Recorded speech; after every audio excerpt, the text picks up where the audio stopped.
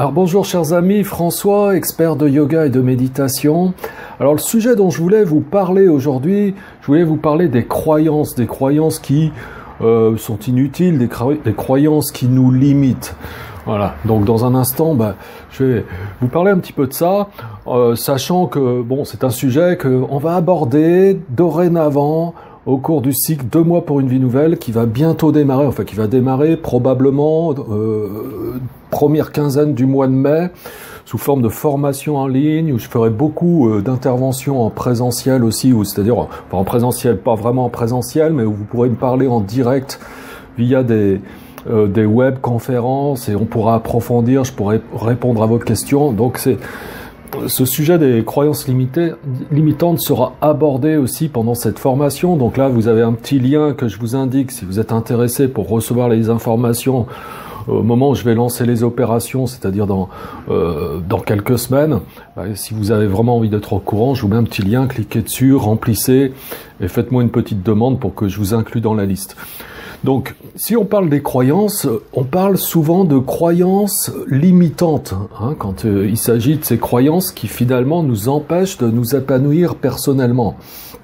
Donc, les croyances, ça détermine aussi notre vie. Si on a des croyances, au contraire, qui favorisent notre épanouissement personnel, eh bien, effectivement, ça va prendre forme, cet épanouissement personnel. Si, au contraire, on a des croyances qui ne favorisent pas notre épanouissement personnel, eh bien, on a une réalité qui va se créer où, effectivement, on va cruellement manquer d'épanouissement personnel. C'est-à-dire que ce que l'on croit, en fait, on le crée.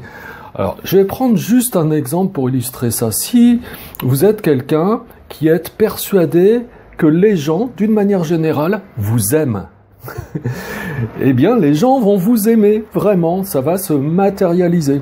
Si, au contraire, vous êtes une personne qui croyait que, d'une manière générale, les gens ne vous aiment pas, eh bien, effectivement, tout va sembler indiquer que les gens ne vous aiment pas. Je vais prendre un exemple tout bête. Imaginons, on va prendre l'exemple de François. Je suis un François qui manque, on va prendre l'exemple positif d'abord. Donc je suis un François qui est pleinement confiant, qui n'a aucune difficulté à communiquer, qui est toujours ravi de faire de nouvelles rencontres à tel point qu'il exprime spontanément une joie face à toute nouvelle personne avec qui il fait connaissance, etc. Et il se trouve que j'ai quelqu'un qui organise une soirée d'amis, qui me dit François, on va être une petite dizaine, j'aimerais bien t'inviter, que tu fasses partie du groupe à l'occasion de cette soirée que je vais bientôt organiser. Et puis moi je réponds favorablement à cette invitation et je vais découvrir tout un tas de personnes que je ne connais pas. Et effectivement, si je suis quelqu'un qui est persuadé que les gens, d'une manière générale, ont tendance à m'aimer, eh bien je vais me comporter comme quelqu'un qui a ce type de croyance, c'est-à-dire je vais être très spontané, très avenant, toujours plein de joie, je vais mettre de la sympathie et les gens, je vais dégager de quelque chose de très positif, les gens auront envie d'échanger avec moi et de fait ils vont échanger avec moi, il va y avoir un échange très vivant et le feedback que je vais avoir de la part de toutes ces personnes, c'est qu'effectivement, eh bien oui, les gens m'aiment. Donc je valide ma croyance. À l'inverse, si j'ai une croyance limitante où je me dis que d'une manière générale, les gens ne m'aiment pas. Et je suis le même François. Je suis invité par la même personne au cours de la même soirée avec les mêmes autres invités.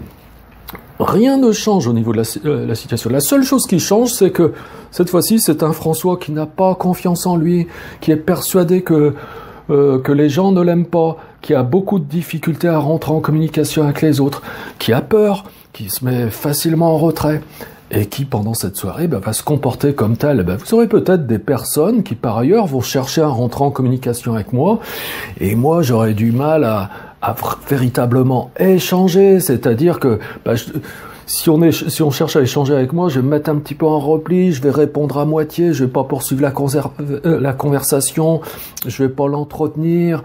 Et après 2-3 tentatives, les gens, c'est pas qu'ils m'aiment pas, mais simplement ils vont se dire il a pas trop l'air d'avoir envie de discuter, il a peut-être envie de rester tranquille, on va le laisser tranquille. Et puis, en fait, je vais être un petit peu exclu du groupe. Et ça va valider cette croyance que j'ai que les gens ne m'aiment pas. Ce qui ne veut pas dire, par ailleurs, que effectivement les gens ne sont pas prêts à m'aimer. Hein. Mais simplement, je me crée ma propre réalité sur la base des croyances que j'ai. C'est-à-dire que l'on m'aime pas. Ça prend forme. Voilà.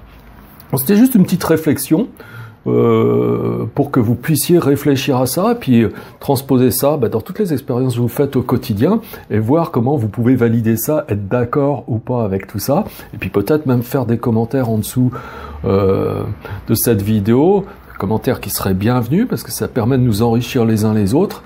Et puis au passage, bien sûr, si vous avez aimé cette vidéo, cliquez sur j'aime, partagez-la surtout si vous voulez rendre service à toute mon action, à cette chaîne, eh bien, contribuez aussi avec moi. La meilleure façon, c'est de partager ça sur vos réseaux sociaux, partager cette vidéo, et voilà, faire en sorte que y a un petit effet boule de neige, et puis que vous soyez partie prenante dans tout ça. Voilà. Écoutez, je vous dis à bientôt pour une prochaine vidéo, et puis merci de me suivre encore une fois. À bientôt, mes amis.